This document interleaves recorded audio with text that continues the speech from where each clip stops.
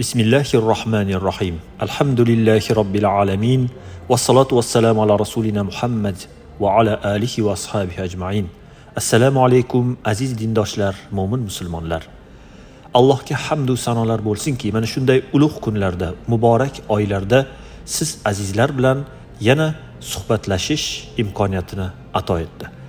Ayni damda Ramazonning oxirgi 10 kunligi ham boshlandi. Xo'sh, biz bu 10 kunlikda nimalar bilan mashg'ul bo'lishimiz kerak? Biz oxirgi 10 kunlikka avvalgilardan da ko'proq e'tibor berishimiz kerak bo'ladi. Sababi Rasululloh sollallohu alayhi vasallam Laylatul Qadrni Ramazonning oxirgi 10 kechasining toq kechalaridan izlanglar deganlar. Imom Buxoriy rivoyati. Qadr kechasi o'zi aslida qanday kecha?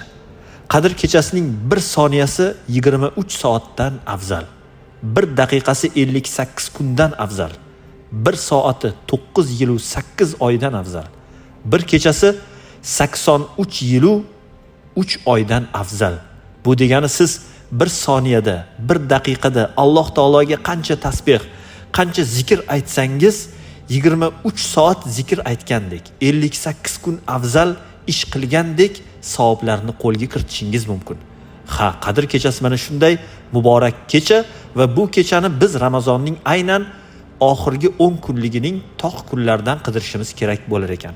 Shunga binoan biz ibodatlarimizni, tasbih va zikrlarimizni, tilovatlarimizni yanada ko'paytirishimiz, yanada kuchaytirishimiz kerak bo'ladi.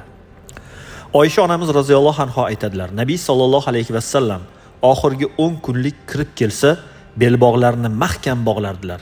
Kechalarini tiriltirar va ahllarini uyg'otardilar. Imom Buxoriy rivoyati. Ha azizlar, payg'ambarimiz sollallohu alayhi vasallam bizga mana shu Ramazon oyida ibodat qilish bo'yicha eng katta, eng buyuk ibratdirlar. Oysha onamiz nima deyaptilar? Nabiy sollallohu alayhi vasallam aynan oxirgi 10 kunlik kirib kelsa, belbog'larini mahkam bog'lagan ekanlar. Kechalarini tiriltirgan ekanlar. Bizni qiladigan ishimiz ko'proq ibodat, tasbih, zikr, Qur'on tilovatlaridir. Bu kechalarni, aynan Ramazonning oxirgi 10 kunligini biz behuda o'tkazib yubormaylik. Agar milodiy taqvimga e'tibor beradigan bo'lsak, bu yilgi Ramazon oyining oxirgi toq kechalari qaysi kunlarga to'g'ri kelyapti? 21-kecha 20-mart payshanbadan 21-mart jumaga o'tar kechasi. 23-toq kecha 22-mart shanbadan 21-mart yakshanbaga o'tar kechasi. 25-kecha 24-mart dushanbadan 25-mart seshanbaga o'tar kechasi. 27-kecha 26-mart chorshanbadan 27-mart payshanbaga o'tar kechasi va 29-kecha 28-mart jumadan 29-mart shanbaga o'tar kechasi. Biz demak Qadr kechasini mana shu 5 ta toq kechalardan qidirishimiz kerak bo'ladi. Bu degani biz aynan mana shu kechalarni bedor o'tkazib, Alloh taologa duoyi xayrlar qilib, ko'proq tilovatlar bilan, ibodatlar bilan, duoyi zikrlar bilan mashg'ul bo'lishimiz kerak degani. Imkon darajasida ko'proq ibodat qiling azizlar. Chunki bu kechaning savobidan bahramand bo'lishlik ertaga biz uchun yil davomida qalbimizda taqvoning mustahkam bo'lib qolishligiga sabab bo'ladi. Shunday ekan, Ramazon oyining oxirgi 10 kunligida ko'proq zikr va duo qiling, Qur'on tilovat qiling, nafl namozlarni o'qing, zakotingizni bering. Kim fitr, fidya yoki zakot bermoqchi bo'lsa, mana ayni fursatlar yetib keldi. Mana shu kechalardan unumli foydalanaylik. Biz Ramazonning oxirgi 10 kunligida turgan ekanmiz, boshqa dunyoviy mashg'ulotlar bilan yoki behuda gap so'zlar bilan yoki behuda ishlar bilan mashg'ul bo'lib qolishga haqqimiz yo'q azizlar. Biz chunki Ramazon bilan xayrlashib bormoqdamiz. Ramazon bir yilda bir marta keladi. Keyingi yilga Alloh taolo bizni Ramazonga yetkazadimi, yo'qmi? Buni o'zi biladi.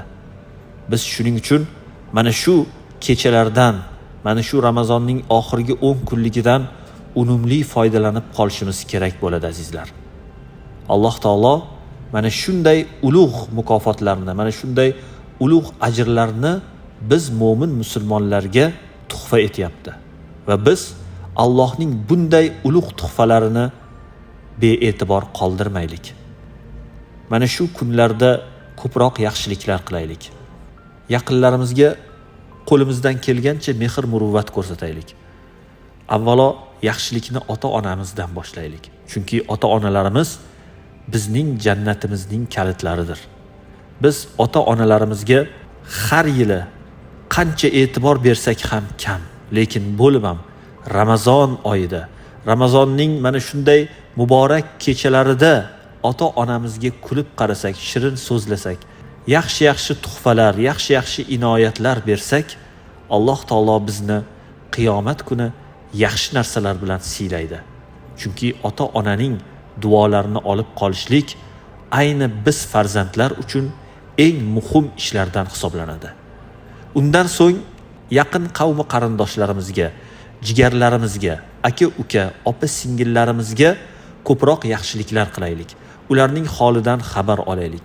Ikki og'iz shirin so'z bilan ularning ko'ngillarini ko'taraylik. Ularga imkon qadar yaxshiliklar qilaylik. Holidan xabar olaylik. Bu ham albatta Alloh taoloning huzurida eng mahbub amallardandir. Bu silay rahimdir.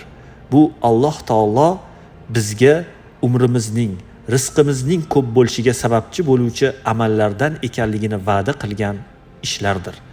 Va qavm va qarindoshlar, qaysidir qarindoshimiz bilan janjallashgan bo'lsak, aloqani uzgan bo'lsak, yo'q azizlar. Mana shunday ulug' oylarda, mana shunday muqaddas kechalarda aloqani tiklaylik. Alloh taolo biz bilan aloqani tiklaydi.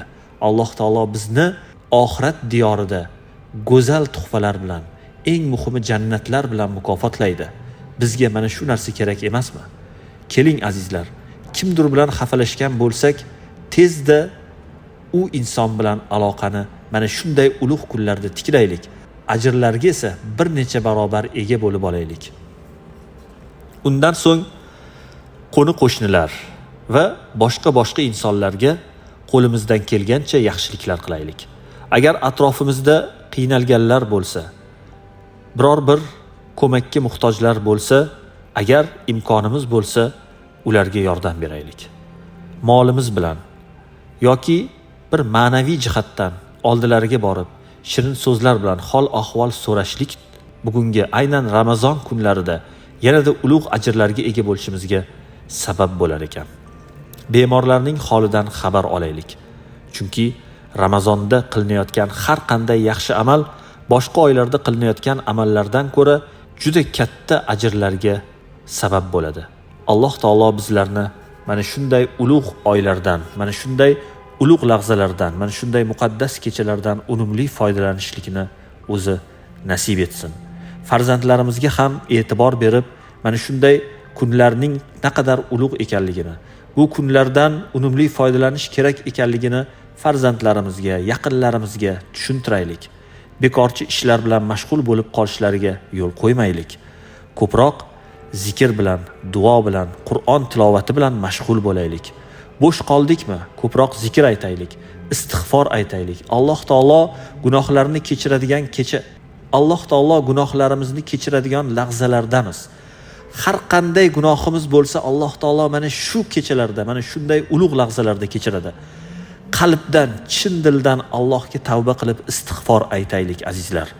Alloh taolo inshaalloh barchalarimizni Ramazondan onadan yangi tug'ilganday poklangan go'dak holda chiqishlikni nasib etacak inshaalloh. Alloh taolo hammalarimizni mana shunday ulug' oylardan poklangan holda chiqmoqlikni nasib etsin. Keyingi Ramazonlarga barchalarimizni sog' salomatlikda yetkazsin. Ramazon oyida orttirganlarimizni, sarmoyalarimizni, taqvoyimizni Alloh taolo yil davomida saqlanib qolishligini nasib qilsin. Eng muhimi Ramazondan taqvo bilan, sarmoya bilan, yaxshi natijalar bilan chiqishlikdir. Alloh taolo hammamizga mana shunday natija bilan Ramazondan chiqishlikni nasib qilsin. Bu nimada ko'rinadi? Agar biz yil davomida o'zimizni yomon illatlardan saqlangan holda Ramazonda taqvo qilganimiz kabi yil davomida taqvoyimizni mustahkam ushlagan holda chiqadigan bo'lsak, bu Ramazonda qilgan amallarimizning qabul bo'lganini belgisi ekan azizlar. Ha, biz Ramazonda o'zgardikmi? Bo'ldi. Mana shu o'zgarishni yil davomida saqlab qolaylik.